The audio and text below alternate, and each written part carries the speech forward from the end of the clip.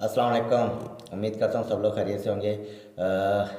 आज की video specially उनके लिए है जो मेरे भाई रोमानिया से शेंगन कंट्री में मूव करना चाहते हैं या बॉर्डर क्रॉसिंग कर रहे हैं। तो आज की वीडियो स्पेशली उनके लिए है कि रोमानिया से जो बॉर्डर क्रॉसिंग के लिए जो सख्ती की हुई है, बॉर्डर की क्या सूरत हाल है। तो आज की वीडियो उस पर बना रहा हूँ कि बॉर्डर में आजकल क्या सख्ती चल रही है। तो वीडियो की तरफ जाने से पहले जो मेरे भाई मेरी वीडियो पहली दफ़ा देख रहे हैं वो मेरे चैनल को लाजमी सब्सक्राइब किया करें भाई। बाकी चलते हैं वीडियो की तरफ। तो ऐसा है कि आजकल रोमानिया गवर्नमेंट, जो आपको पता है कि मैंने पहले भी बताया कि वीडियोस में, कि शेंगन में जाने वाली है।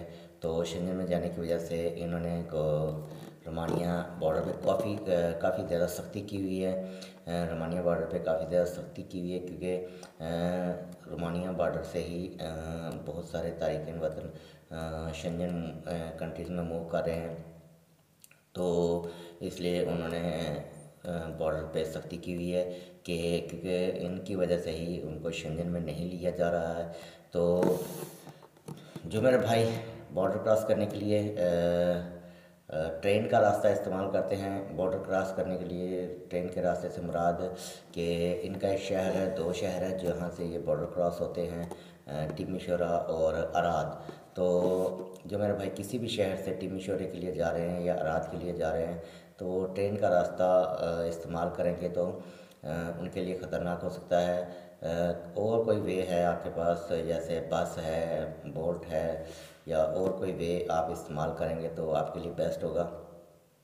बाकी ये है कि ट्रेन में आप अगर सफ़र कर रहे हैं टिमिशोरा के लिए या अराद के लिए तो अगर आप स्टॉप बाय स्टॉप यानी 4-5 स्टॉप के बाद आप ट्रेन चेंज करते हैं तो आपके लिए थोड़ा सा आसान हो सकता है। नहीं तो अक्सर ये होता है कि ट्रेन में वो चेकिंग कर लेते हैं, टिमिशोरा या अराद की ट्रेन को वो चेकिंग करते हैं और आपसे डॉक्यूमेंट वगैरह मांगते हैं। अगर तो आपके पास डॉक्यूमेंट हैं तो वो आपको छोड़ देंगे, आपका वीज़ा वैलिड है या आपके पास आप बिल्कुल न्यू आए हैं तो आपके पास बिल्कुल न्यू वीज़े के डॉक्यूमेंट वगैरह हों, ठीक है, तो वो आपको छोड़ देते हैं।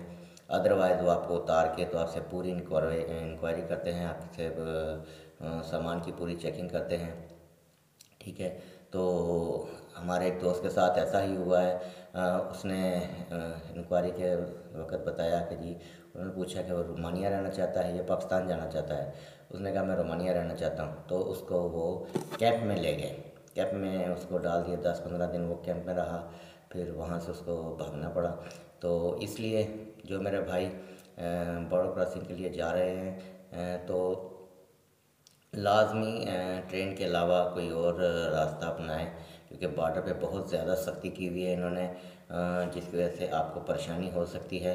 तो बाकी ये है कि कैंप में ले जाते हैं तो कैंप में जाके आपको 10-15 दिन रुकना पड़ता है और आपका सामान ज़ाया हो जाता है क्योंकि वहाँ से सामान लेके आप नहीं निकल सकते हैं। तो आपने जो सामान लेके आए हुए होते हैं वो आपका सामान सारा कैंप में छोड़ के आपको भागना पड़ता है। हमारे कई सारे दोस्तों के साथ ऐसा हो चुका है जो रोमानिया छोड़ रहे थे तो उनको अपना सामान उधर छोड़ना पड़ा।